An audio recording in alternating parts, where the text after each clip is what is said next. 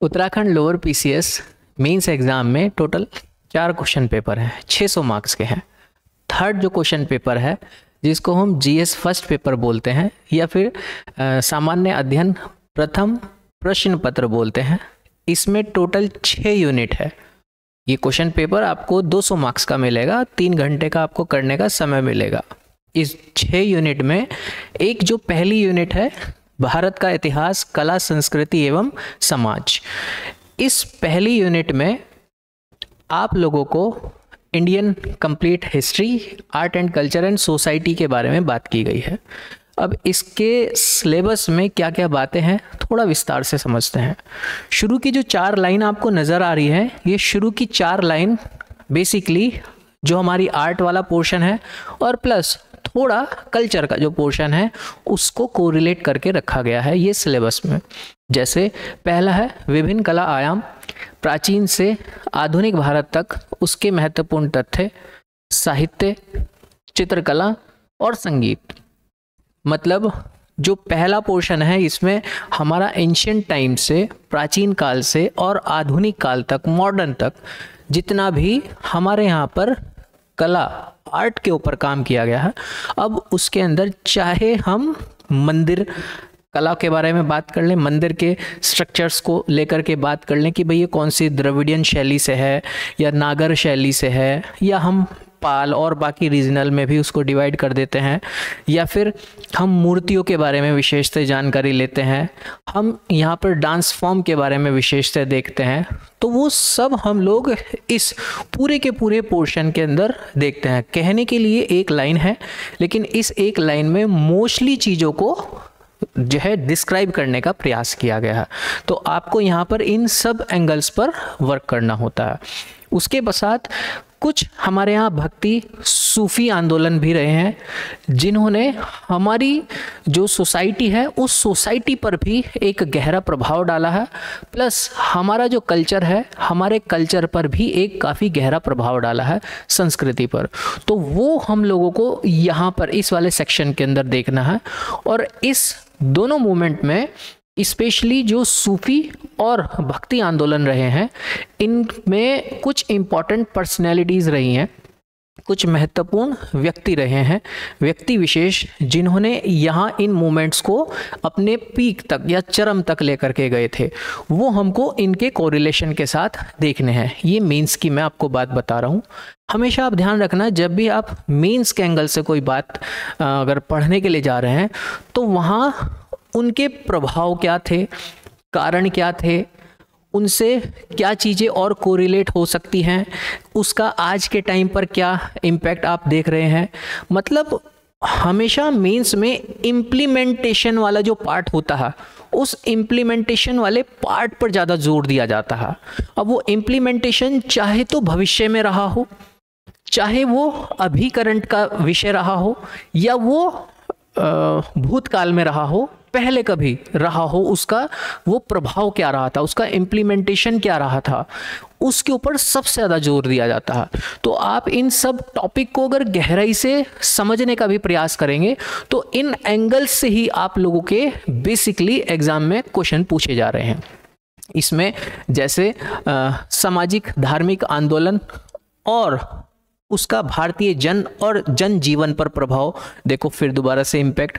हमारे यहाँ पर कुछ सामाजिक धार्मिक आंदोलन भी हुए हैं। आप इस पोर्शन के अंदर राजा राम मोहन रॉय जी के बारे में भी बात करते हैं, उनके आंदोलन के बारे में देखते हैं। आप यहाँ पर कुछ ऐसे थियोसोफिकल सोसाइटी जैसे आंदोलन भी आप देखते हैं, आप दयाराम सरस्वती जी वाला भी एंगल देखते हैं।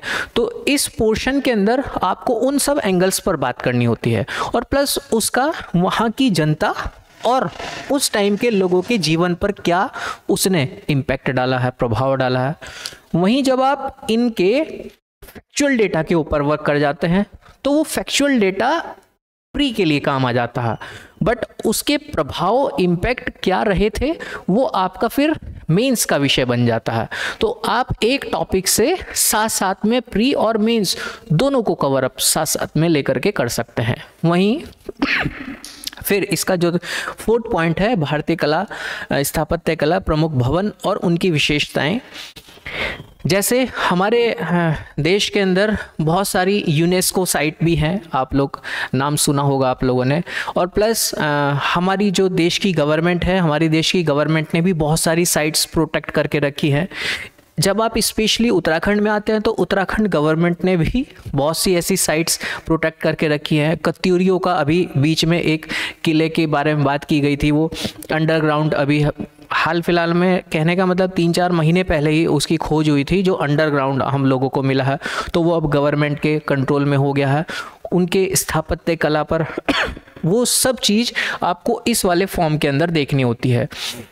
लाल किला है, कुतुब मीनार है, या बावड़ियाँ हैं हमारे यहाँ, वो सब इस स्थापत्य कला के अंदर आप लोगों को एक उसका पर्सपेक्ट देखना होता है। प्लस साउथ में जब हम लोग जाते हैं तो वहाँ पर किस टाइप के स्ट्रक्चर्स देखने को आपको मिले हैं, महल किले वगैरह, प्लस मंदिरों के बारे में भी हम लोग देखते हैं। और नॉर्थ इंडिया में वहाँ पर शैली बिल्कुल डिफरेंट रही है। ये सब एक तरीके से आर्ट एंड कल्चर वाले सेक्शन के साथ आप कोरिलेशन में देखते हैं। प्लस उसके साथ साथ आपका एक हिस्ट्री वाला बैकग्राउंड भी इनके साथ बना रहता है। और उसको अगर ठीक से देखें तो मिडिवल हिस्ट्री वाले पार्ट के अंदर इम्पॉर्टेंट रूलर्स, उनकी इम्पॉर्टेंट पॉलिसीज़, नीतियाँ, और आधुनिक भारत में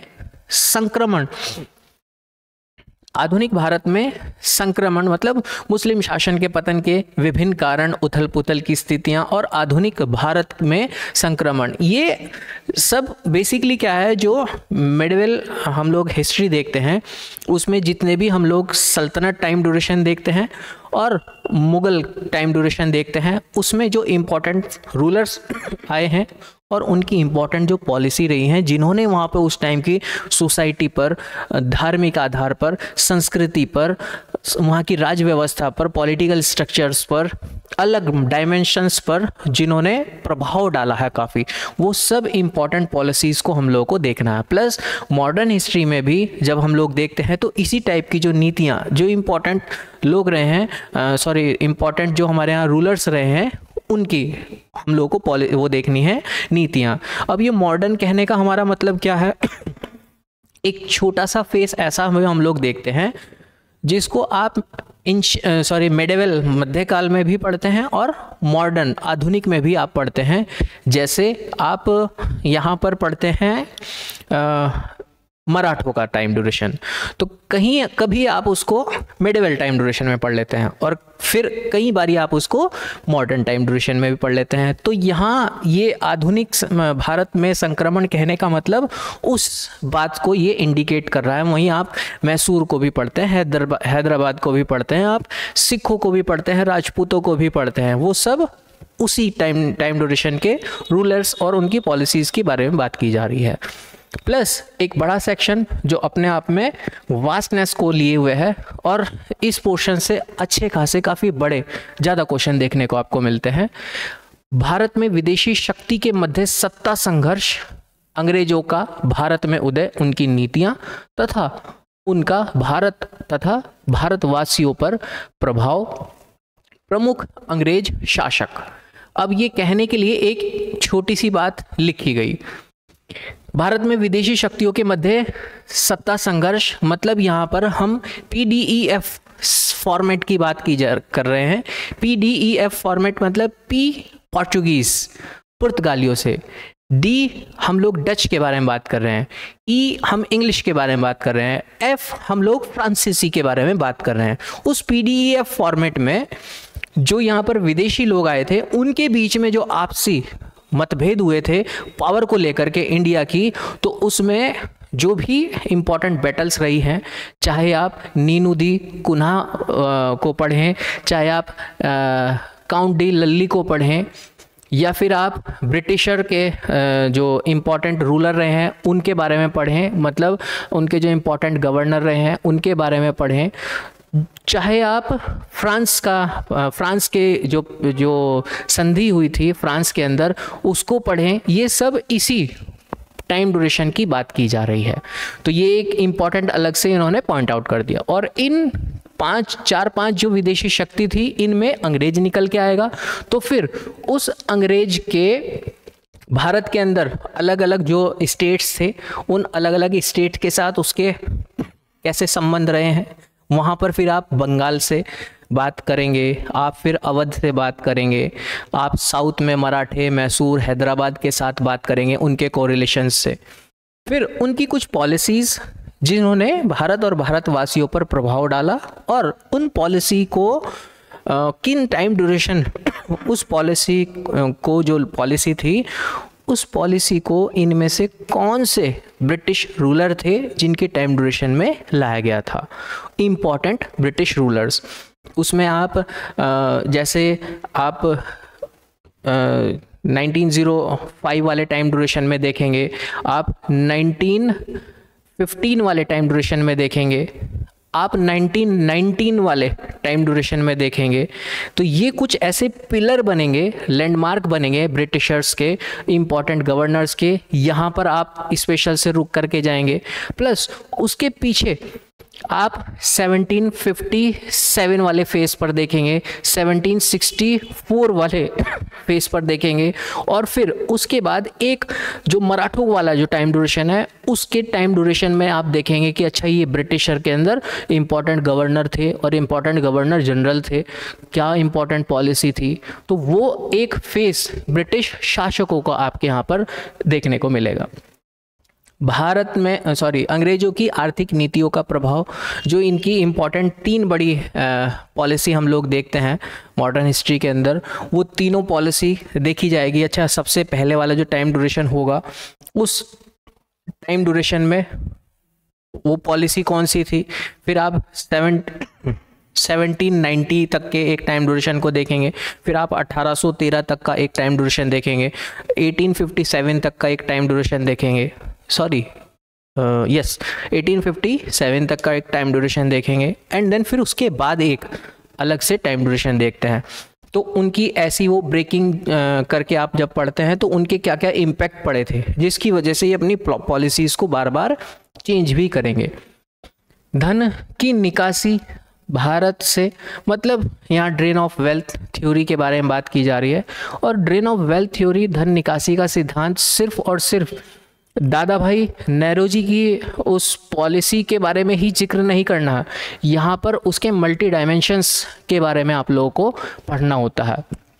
प्लस कुछ हमारे यहाँ पर जाने अनजाने में और अपने जो उनका यहाँ पर स्ट्रक्चर था ब्रिटिशर्स का, उस स्ट्रक्चर को और अच्छे से चलाने के लिए कुछ हमारे यहाँ डेवलपमेंट के भी काम हुए हैं, जो आज तक हमारे लिए एक जीवन रेखा के रूप में बने हुए हैं। रेल बहुत इम्पॉर्टेंट है, और भी जो अन्य संचार के माध्यम थे, यहाँ पर आप लोग डाक भी पढ़ते हैं, डाक तार सेवा, और इन सेवाओं ने ब्रिटिश आर्थिक हितों को साधा था, जो मैं अभी बात बता रहा हूँ, जो ये इन्होंने काफ़ी इम्पॉर्टेंट रोल अदा किया था।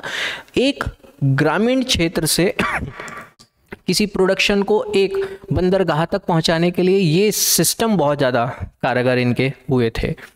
प्लस यहाँ पर इनकी जो इम्पॉर्टेंट शिक्षा की प्रगति, भारतीय शिक्षा नीति के प्रति अंग्रेज़ों का दृष्टिकोण, वो सबसे पहले आप 1813 वाले दौर से पढ़ना स्टार्ट करते हैं। अच्छा, 1 लाख रुपए इन्होंने दे दिए शिक्षा के लिए, लेकिन वो सिर्फ कागज़ में ही रहे, ग्राउंड पर कुछ नहीं। और फिर उसके बाद वो डिस्पैच, जैसे आप लोग आगे तक एजुकेशन पॉलिसी पढ़ते हैं, उन्होंने क्या इम्पैक्ट यहाँ पर डाला, और उसका ही कहीं ना कहीं एक बड़ा इम्पैक्ट आपको देखने को मिलेगा कि यहाँ पर पत्रकारिता का एक विकास देखने को आपको मिलेगा। एक तरफ अंग्रेज कहेगा हम शिक्षा को प्रमोट कर रहे हैं, दूसरी तरफ यहाँ के जो अच्छे न्यूज़पेपर को छापने वाले हैं वो उनको दबा दिया जाएगा। तो एक द्वंद्व वाली स्थिति आपको देखने को मिलेगी। उसका इनकी किताबों के अंदर क्या ये हमको पढ़ा रहे हैं, लिख रहे हैं कि यहाँ पर शराब, मदिरा, पान पीना बहुत अच्छी बात होती है, ये राजा महाराजाओं के शौक़ होते हैं। 4th क्लास की NCERT में आप ये लिख रहे हो, और उधर उसी के बराबर में अपना एक शराब का संचालन करने का एक काउंटर भी खोल रहे हैं, ताकि आपकी यहाँ पर बिक्री हो, क्योंकि आपकी बिक्री होगी, वो NCERT की बुक में लिख रहे हैं, तो आप कैसी शिक्षा यहाँ पर प्रदान कर रहे हैं। प्लस उसका पॉजिटिव एंगल भी है, तो वो सब चीज़ आपको यहाँ पर देखनी है। प्लस इनके कोरिलेशंस भी देखने हैं, अफ़गानिस्तान, बर्मा, तिब्बत के साथ क्या इनकी पॉलिसी थी, भारत तथा विश्व पर इसका क्या प्रभाव पड़ा। बाहर आप अफ़गानिस्तान के साथ युद्ध देख लें, आप सारागढ़ी जैसे एक मूवी भी आई थी, वहाँ पर आप पठानों के साथ नीति देख लें कि कैसी इन लोगों ने नीति चलाई थी। वहीं जब आप म्यांमार के बारे में देखते हैं तो वहाँ पर कैसी पॉलिसी थी, तिब्बत के साथ किस टाइप की पॉलिसी थी।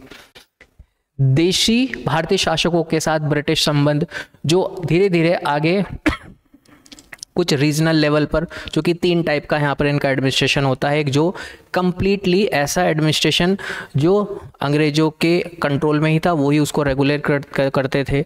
सेकंड, एक ऐसा जो एक राजा होता था और वो राजा अंग्रेज़ों के हुक्म से काम करता था, अच्छा ऐसे काम करना है ठीक है। और एक थर्ड होता था जो बहुत रीजनल लोकलाइज्ड लेवल पर होता था, जिसमें ये उनको टच नहीं करते थे, आपको जैसा करना है आप वैसे रूल किया करें। तो उन दोनों के दोनों लोगों से हम लोगों को रिलेशंस देखने हैं, सिर्फ एक से ही देख करके काम नहीं चलेगा। यहाँ पर सहायक संधि, व्यापगत का सिद्धांत जैसी कुछ नीतियां हैं जो अंग्रेज़ों के उद्देश्य तथा बाद के प्रभाव पर, बाद में उन पर उनसे क्या प्रभाव पड़ा। आप यहाँ पर डॉक्ट्रिन ऑफ लैप्स देखते हैं, आप इनकी कुछ सब्सिडरी अलायंस ट्रीटी ये पॉलिसी देखते हैं जिन्होंने काफ़ी बड़े यहाँ पर प्रभाव डाले। आप 1857 का अगर दौर पढ़ेंगे तो आपको ये पॉलिसी का कहीं ना कहीं पीछे से बैकएंड से नज़र आएगा कि अच्छा नहीं, ये पॉलिसी थी इनकी जिसकी वजह से यहाँ पर सिर्फ और सिर्फ नॉर्थ इंडिया वाली बेल्ट के अंदर ही आपको ये उपद्रव देखने को मिला इन लोगों के खिलाफ, जो कि इनकी इस पॉलिसी में ये वाली गड़बड़ थी। तो आप फिर जब उसके इम्पैक्ट को देखते हैं तो कुछ नए टॉपिक आप लोग को यहाँ पर देखने को मिले, प्लस एक छोटा सा और पोर्शन जो स्वतंत्रता आंदोलन था, भारत में पुनर्जागरण तथा इसका राष्ट्रीय आंदोलन पर क्या प्रभाव था। महात्मा गांधी का राष्ट्रीय पटल पर पदार्पण, ये 1915 के बाद का आप यहाँ पर दौर देखते हैं। गांधी जी के सारे आंदोलन आप यहाँ पर देखते हैं, उसमें असहयोग आंदोलन से और कैबिनेट मिशन तक के सारे आंदोलन आप इसमें असहयोग आंदोलन, नॉन कॉपरेट मूवमेंट आप देखते हैं। आप फिर उसमें कुछ व्यक्तिगत सत्याग्रह भी आंदोलन आप देखेंगे। आप यहाँ पर सविनय अवज्ञा आंदोलन भी, डिसोबीडियंस मूवमेंट भी देखेंगे। और फिर आप लास्ट में फिर एक क्विट इंडिया मूवमेंट, भारत छोड़ो आंदोलन भी देखेंगे। और फिर भारतीयों की जो डिमांड है अपने संविधान को लेकर के, और उसको लेकर के फिर लास्ट तक आप कैबिनेट मिशन तक की एक ग्राउंड को समझने का काम करते हैं। और भारत के विभिन्न भागों में आम जनता की भागीदारी क्या रही थी, मतलब अब यहाँ से एक कॉन्स्टिट्यूशन असेंबली वाले पार्ट की तरफ इशारा किया जा रहा है कि अलग अलग रीज़न से हमारे यहाँ पर कॉन्स्टिट्यूशनल असेंबली बनाई गई और उसमें किस प्रांत से क्या किस तरीके से रोल होकर के आया था, बाय इलेक्शन आए थे या बाय सिलेक्शन आए थे, कहाँ से कौन आए थे, क्या उनका बड़ा योगदान रहा था, ये इस लास्ट वाले पॉइंट के अंदर आपको देखना है। और फिर कृषक तथा जनजातीय आंदोलन, उन्होंने राष्ट्रीय आंदोलन की आंदोलन को गति दी। यहाँ स्पेशली आप जब 1904-05 का दौर था, उसके बाद से जो इम्पोर्टेंट आंदोलन शुरू हुए थे हमारे यहाँ पर, उन पर ज़्यादा फोकस करते हैं। लेकिन एक छोटा सा पोर्शन आपको बैक एंड पीछे भी देखना होता है, जो हमारे यहाँ पर जनजातीय आंदोलन का एक दौर रहा था जहाँ पे मोपल्ला वगैरह ये सब आप देखते हैं। आप फ़कीर आंदोलन देखते हैं, आप वहाबी आंदोलन देखते हैं, देवबंदी आंदोलन देखते हैं। ये भी आप लोगों को साथ साथ में एक बैक एंड पर आंदोलन वाला दौर देखने को मिलता है, या फिर ये भी आपको करना होता है। वैसे ये कुछ आंदोलन धार्मिक आंदोलन की सिचुएशन में भी आप जा कर के देख लेते हैं ठीक है। इसमें प्रमुख व्यक्तित्व जिन्होंने राष्ट्रीय आंदोलन को आधार प्रदान किया, उनकी विचारधारा, विभाजन परिस्थितियां, उनके क्या कारण रहे थे। इम्पोर्टेंट पर्सनैलिटी जैसे हम यहाँ पर दादा भाई नेहरू जी के बारे में देखते हैं, हम यहाँ पर विपिन चंद्र पाल के बारे में देखते हैं, हम यहाँ पर पुरुषोत्तम दास के बारे में देखते हैं। हम यहाँ एक वो भी दौर आता है जब भगत सिंह, राजगुरु, सुखदेव, बिस्मिल्ला खां और रोशन लाहिड़ी, राजेंद्र सिंह और अपने आज़ाद जी, ये दौर भी आप देखते हैं। इन्होंने भी कहीं ना कहीं एक बीच में चिंगारी जलाने का काम किया है। और फिर उसके बाद हम लास्ट वाले जब दौर में जाते हैं तो नेहरू जी के बारे में आप देखते हैं यहाँ पर, और सुभाष चंद्र बोस जी के बारे में, जो इम्पोर्टेंट यहाँ पर पर्सनैलिटीज़ हैं, उनके जो भी हमारे यहाँ पर आंदोलन में योगदान रहे हैं।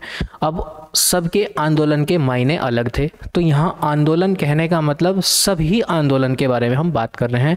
किसी ने किसी आंदोलन में एक नेगेटिव सेंस में हिस्सेदारी दिखाई और किसी ने उस आंदोलन में एक पॉजिटिव सेंस में हिस्सेदारी दिखाई, तो वो हर एक एंगल जो है कोरिलेट करके चलना होता है।